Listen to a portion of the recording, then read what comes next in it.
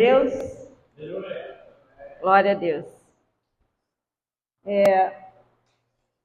Um domingo calmo hoje, né? Parece, às vésperas de eleição, antevésperas, mas é um dia que o Senhor nos preparou para glorificá-lo, para compreender, né, o desejo do coração dele e, mais do que isso, né, para entendermos os propósitos do Senhor.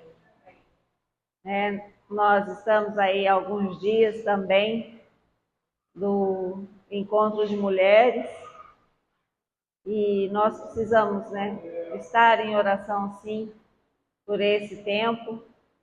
Creio que vai ser um tempo especial para todas nós, mas eu creio que nós precisamos estar orando e muito, né, porque os levantes sempre estão no nosso mundo. Então, assim, quero estar lembrando cada uma, né, de orar, de falar, né, de compartilhar essa ideia, de se colocar realmente à disposição do Senhor, para que tudo vá bem, para que tudo esteja, né, correndo de acordo com o propósito do Senhor. Ele tem nos dado, né, com tanto carinho, essa obra para realizar, e eu creio que não é em vão.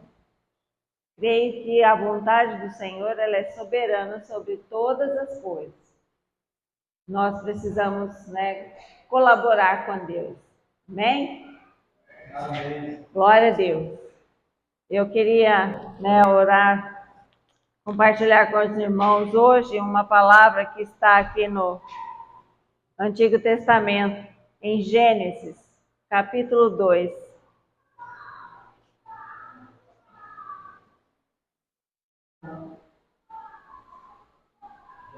Gênesis, capítulo 2.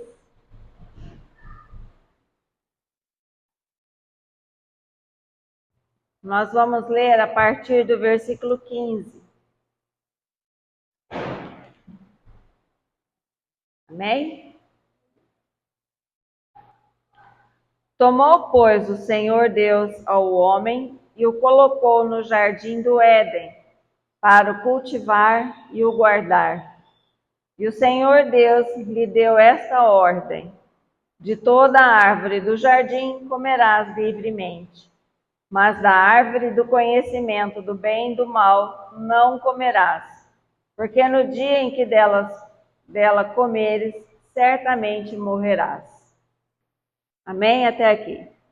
Senhor Jesus, nosso Deus, nós queremos, ó Pai, em Teu nome, agradecer, ó Deus, por esse dia, agradecer pelas nossas vidas, agradecer pela oportunidade de estarmos livremente na Tua casa, de ouvirmos a Tua santa palavra, de adorarmos o Senhor na beleza da Tua santidade e de saber, ó Deus, que algo, Pai, o Senhor tem reservado e preparado para cada um de nós.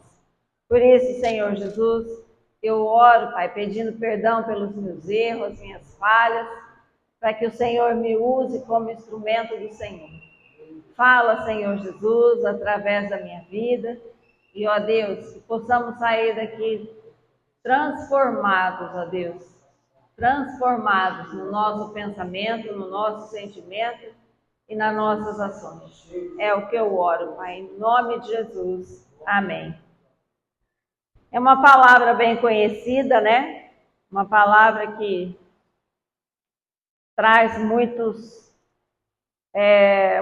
sermões e pregações à nossa lembrança de tanto que é falado por aí, né? Mas o Senhor hoje me trouxe um sentido que para mim fez muito sentido, especialmente com as coisas de Deus,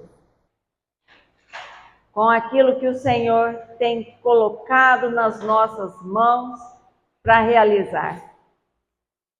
É uma passagem que o Senhor me desperta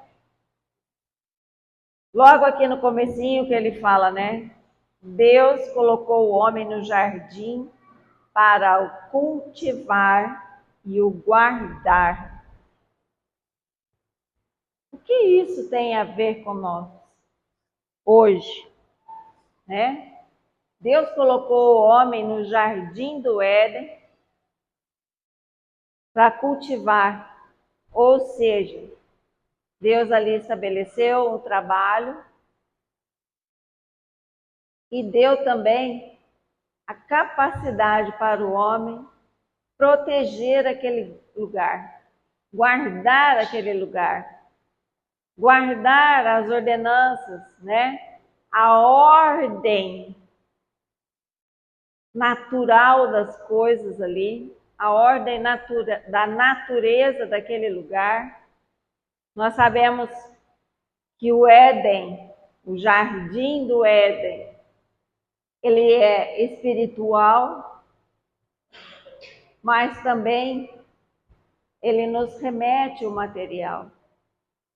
Ele nos remete à questão de trabalharmos, à questão de vivermos o algo, seja natural ou sobrenatural, de forma intensa, de forma que produza frutos na nossa vida, que traga, né, a prosperidade de Deus, ou seja, o crescimento de Deus, não só para o lugar, mas primeiramente para nossas vidas. A nossa vida para Deus, ela precisa significar aquilo que Deus tem preparado, tem feito desde o princípio da existência do globo, da Terra, do universo. Desenvolvimento, crescimento, transformação. Isso é o que Deus deseja para cada um de nós. Muitas vezes nós não compreendemos o que Deus quer dizer com prosperidade. Pensamos somente na prosperidade financeira, né? Carro novo, casa nova, roupa nova, sapato novo, dinheiro para passear, para sair, para se divertir, para viajar.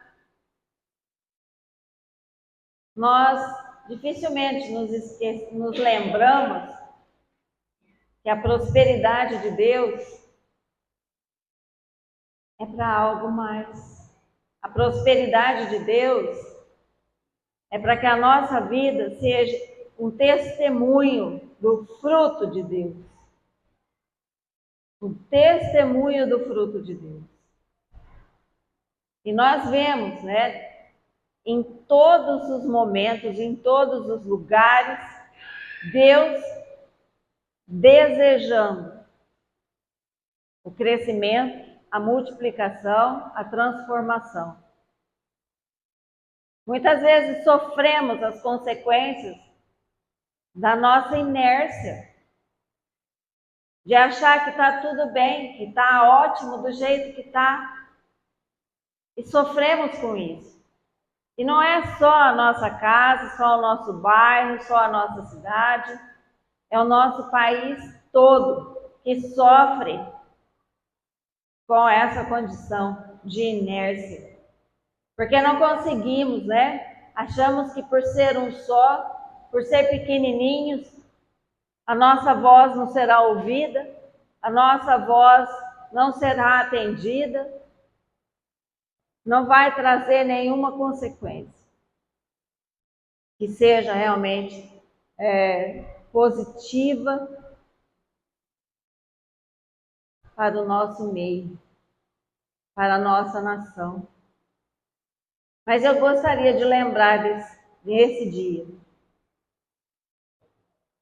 que nenhum dos homens que já passaram por essa terra começaram grande. Começaram, né, a sua história já de um nível aceitável. Todos eles começaram pequenininho. Começaram do nada. Começaram, né, somente com aquilo que tinha na mão. A coragem. Muitas vezes, somente a coragem e o desejo de vencer. O desejo de deixar a sua história marcada na vida de alguém, na vida de um povo, na sociedade, no mundo.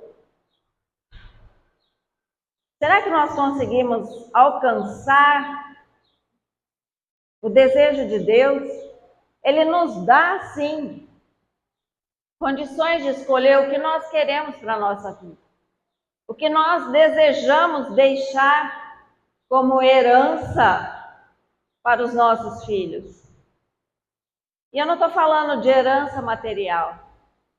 Eu não estou falando de herança de dinheiro.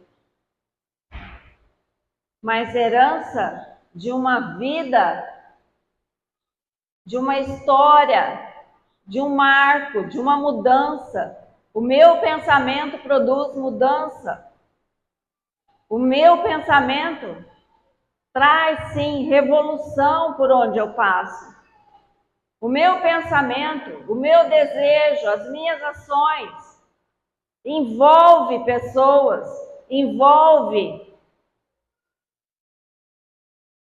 faz com que elas se levantem, faz com que elas ajam.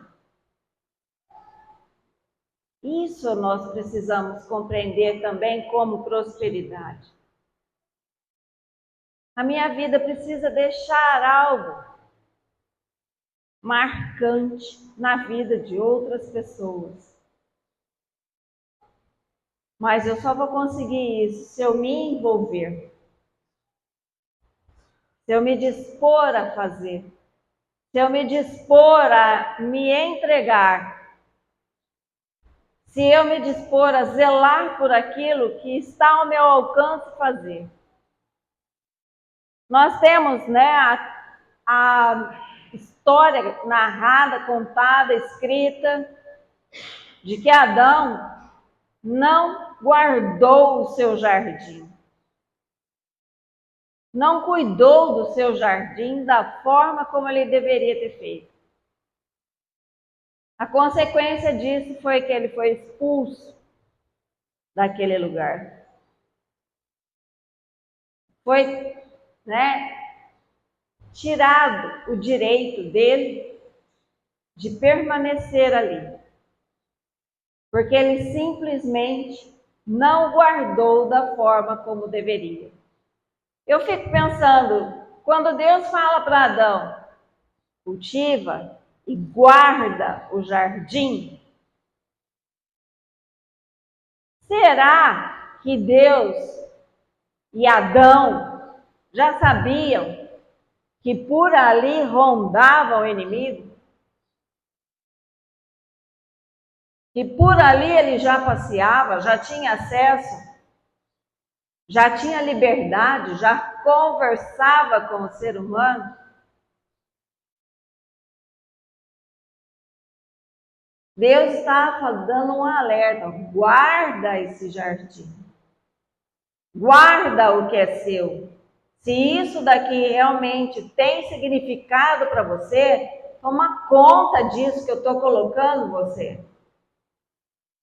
Que eu estou atribuindo a você, que eu estou confiando em você. Guarda, protege, cuida, zela por ele. Adão negligenciou a ordem de Deus. Adão, eu acredito que ele devia sim, né, cuidar da terra, plantar, né, tirar as ervas daninhas, colher os frutos, cuidar disso. Mas Adão se esqueceu de guardar, de cuidar, de zelar pelo que lhe era mais precioso. Eu penso que ele não pensou que aquilo era tudo que ele tinha. Ah, Deus, o meu Pai, o Criador de todas as coisas, faz por mim. E se não der certo esse aqui, ele faz outro. Se estragar esse daqui, depois tem outro.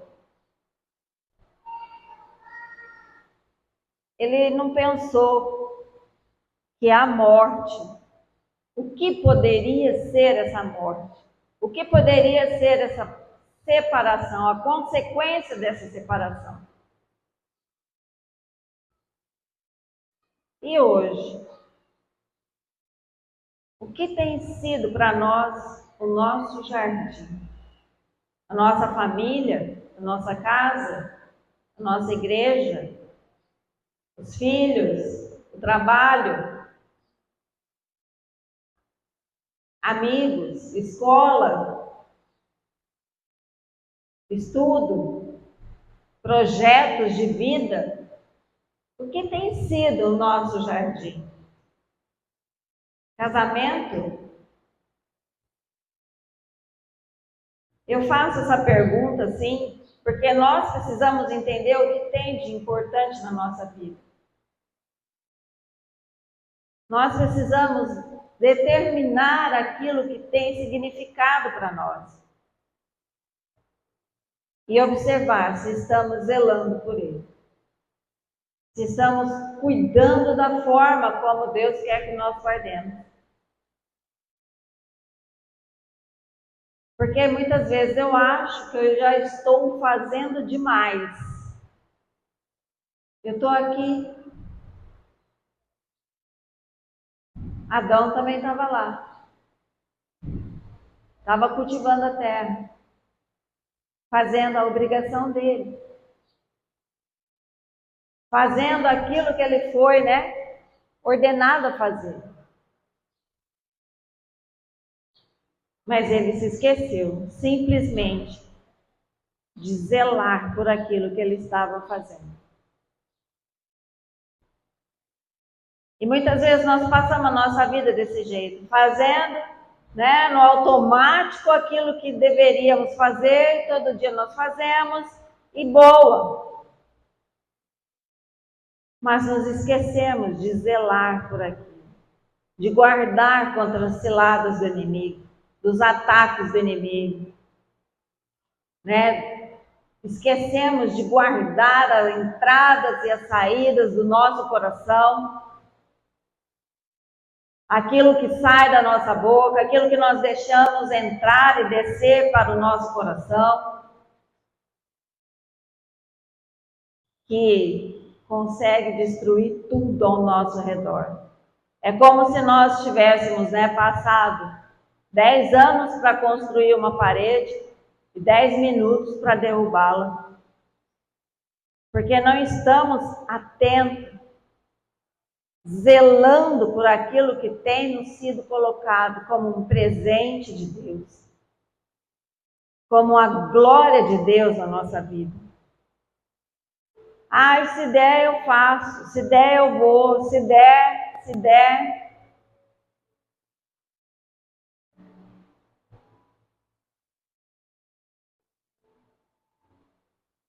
Nós temos muito pouco tempo, Pouco tempo para entender o que Deus espera de cada um de nós. Talvez não dê tempo de nós zelarmos da forma como nós devemos para com a casa de Deus. O jardim de Deus que nós temos sido inseridos. Porque vamos entender, existem muitos jardins ao qual nós frequentamos, participamos, Mas o jardim de Deus, que deveria ser para nós a principal fonte de alimento, de água, de paz, de prosperidade, nós não zelamos da forma como deveríamos. Nós ficamos olhando para os defeitos, olhamos para as dificuldades, olhamos para o erro dos outros, pela falta dos outros. Desejamos, que tá tudo bem para mim. E tá tudo bem. E o Senhor espera de nós crescer e multiplicar. Crescer e multiplicar.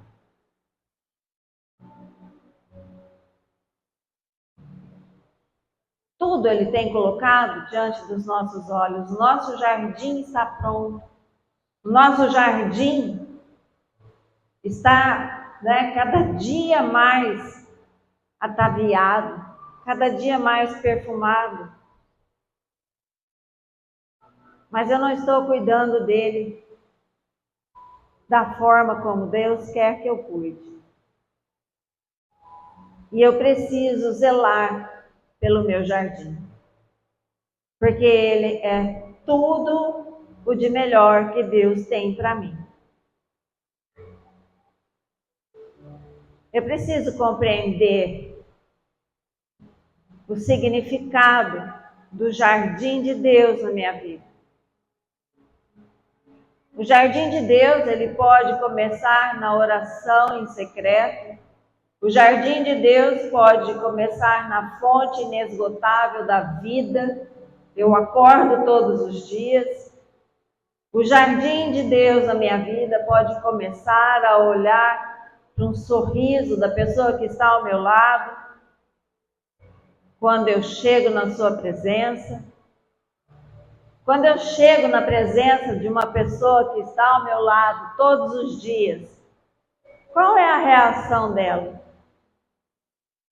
Ela abre um sorriso para mim?